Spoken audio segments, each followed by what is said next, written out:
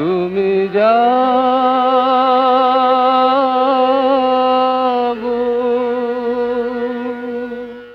নমস্কার, আমি ঐশী, আর ইতিমধ্যে আমরা পৌঁছেছি দমদম তরুণ দলে। এবছরের থিম ছাপ, দ্য ইমপ্রেশন। অসম্ভব প্যান্ডেল সজ্জা, এবং প্যান্ডেল তো আপনাদের ঘুরে দেখাবই, তার আগে কথা বলে নেব কর্তৃপক্ষে একজনের সঙ্গে। চলুন। নমস্কার, আমার নাম শ্বেতলানা চক্রবর্তী, আমি দমদম তরুণ দলের মেম্বার।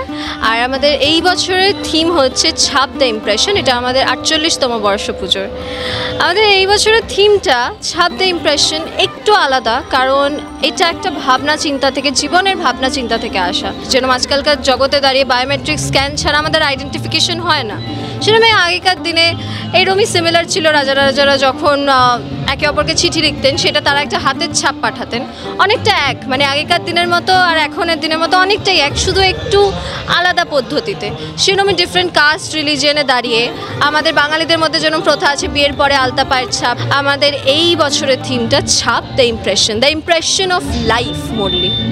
জাগো দুর্গা, জাগো দশ প্রহরণ ধারিণী,